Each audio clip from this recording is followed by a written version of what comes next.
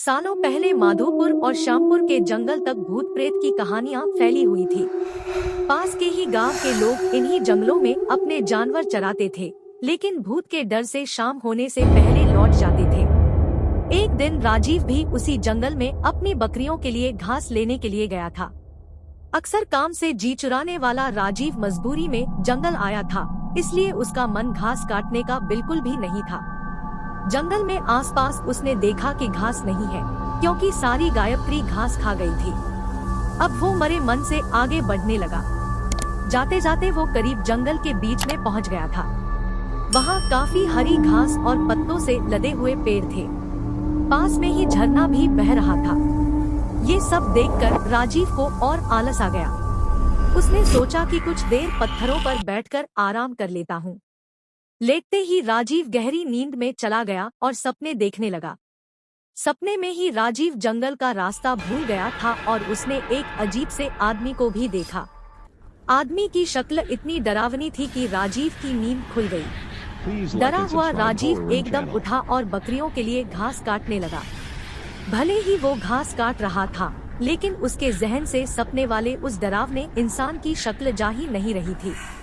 राजीव घास जल्दी जल्दी काट रहा था, क्योंकि सूरज लगभग ढलने ही वाला था। उसने कुछ देर बाद दो लोगों की आवाज सुनी। वो दौड़ता हुआ उस आवाज की तरफ बढ़ने लगा। उनके पास पहुंचकर राजीव कहने लगा कि मुझे मेरे गांव जाने का रास्ता बता दीजिए। उसकी बात सुनते ही वो दोनों वहां से एकदम गायब हो गए।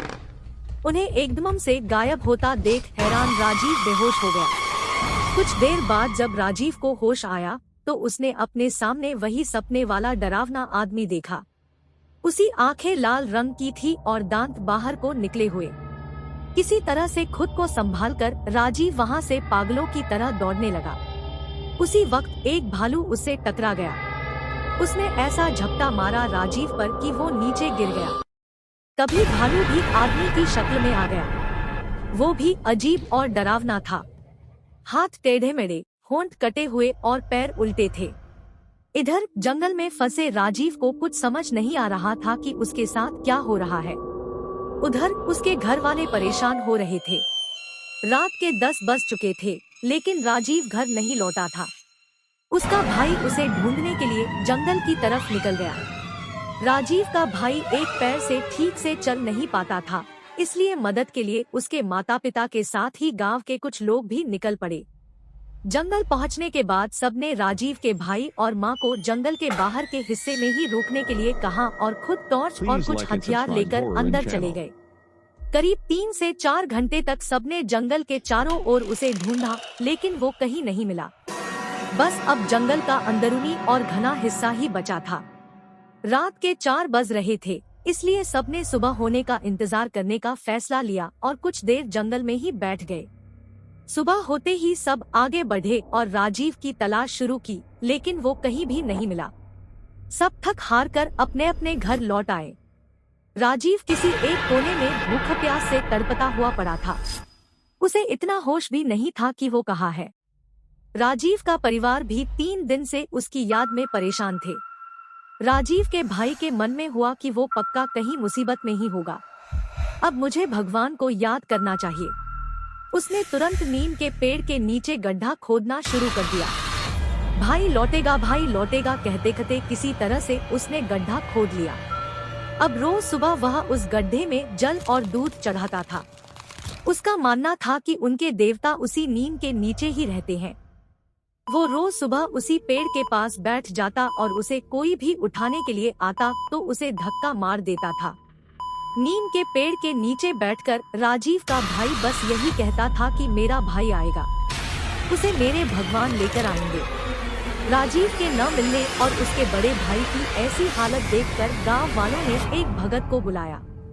उन्होंने कुछ देर ध्यान लगाकर सबको बताया कि राजीव जिंदा है और वो कल घर आ जाएगा।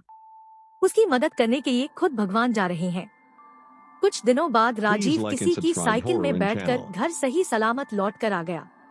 उसका शरीर इतना कमजोर था कि उसे अस्पताल में भर्ती करना पड़ा। करीब 3 बाद उसकी तबीयत ठीक हो गई। अब राजीव के भाई ने पूछा कि तुम्हें क्या हुआ था और किस तरह से तुम बचे।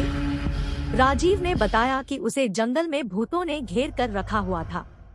वो ऐसे खतरनाक दिखते थे कि याद करते ही डर लगता है। आवाजें भी अजीब अजीब सी निकालकर मेरे चारों तरफ नाचते रहते थे। मुझे लगता था कि मैं कभी बच नहीं पाऊंगा उन भूतों से, लेकिन भगवान से खुद को बचाने की मिन्नतें भी करता था। तभी ऐसा लगा मानो भगवान ने उसकी पुकार सुन ली हो। उस दिन घोड़े के पैरों की आहट और उसके हिनहिनाने की आवाज आई। सभी भूत ये सुनकर शांत हो गए। घोड़े पर एक आदमी भी सवार था। उसके हाथों में तलवार थी। उसे देखते ही सारे भूत भागने लगे। वो अपनी तलवार से एक एक को मारते हुए आगे बढ़ रहे थे। फिर उस घुड़सवार ने मेरी तरफ देखते हुए कहा कि मैं तुम्हारे लिए ही आया हूँ। अब किसी तरह की चिंता मत करना। सुबह होते ही तुम्हें कोई न कोई लेने आ जाएगा, अभी तुम आराम करो। राजीव ने आगे कहा कि उनकी इतनी बात से ही दिल को सुकून मिल गया था। वहाँ से सारे भूत भी भाग चुके थे, इसलिए मैं बिना किसी डर के सो गया। सुबह जैसे ही मेरी आँख खुली तो वहाँ एक साइकिल वाला इंसान था। उसने मेरी तरफ हाथ बढ़ाकर कहा कि तुम्हारा घर कहाँ है, बता दो, मैं तुम्हें वहाँ पहुँचा दूंगा। उसके बाद वो मुझे घर ले आया।